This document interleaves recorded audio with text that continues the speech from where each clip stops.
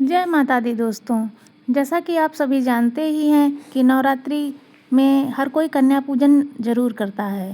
नवरात्रि के अंतिम दिन हर कोई हलवा पूड़ी जलेबी इत्यादि से कन्या पूजन करता है, कन्याओं को श्रृंगार आदि भेंट देता है।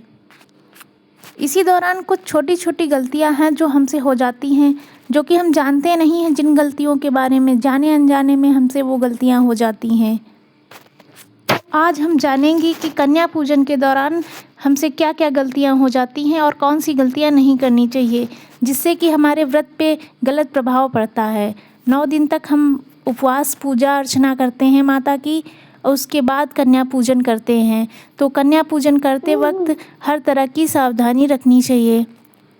सबसे पहले तो कन्या पूजन करते वक्त, कन्या पूजन करने से पहले एक दिन पहले ही हमें कन्याओं को निमंत्रण दे देना चाहिए, जिससे कि वो सुबह आने में तैयार रहें। कन्या पूजन के लिए हमें 10 से 11 साल तक की छोटी छोटी कन्याओं को निमंत्रण देना चाहिए।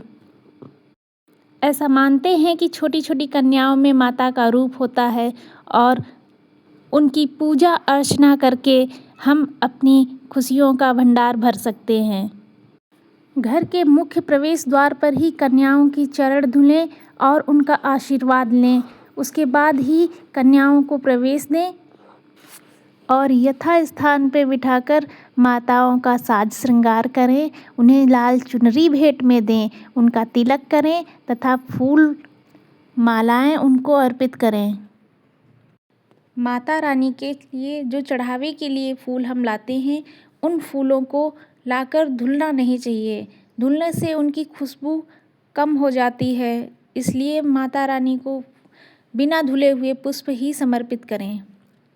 कन्या पूजन में सभी कन्याओं को एक एक लाल चुनरी अवश्य भेंट करें। इससे माता रानी प्रसन्न होती हैं, क्योंकि माता रानी को लाल चुनरी अति प्रिय है। कन्या पूजन के दौरान पूर्व दिशा का चयन करना चाहिए। कन्याओं को पूर्व दिशा में ही बिठाना चाहिए। यह एक उचित दिशा होती है कन्या पूजन के लिए। सभी कन्याओं का पहले साज श्रृंगार करें, उसके बाद ही माता रानी का भोग लगाएं तथा प्रसाद घर में जितने भी लोग हों सभी को वितरित करें। पूजन के लिए आई सभी कन्याओं को दक्षिणा स्वरूप में एक एक फल अवश्य दें। फल देना बहुत ही शुभ माना जाता है। ऐसा माना जाता है कि फल देने से माता प्रसन्न होती हैं तथा मांगी हुई वर पूरी करती हैं।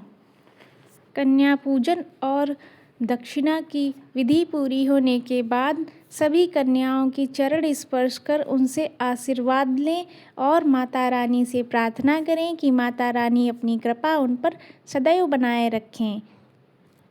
इसी प्रकार से फिर कन्या पूजन की विधि समाप्त होती है।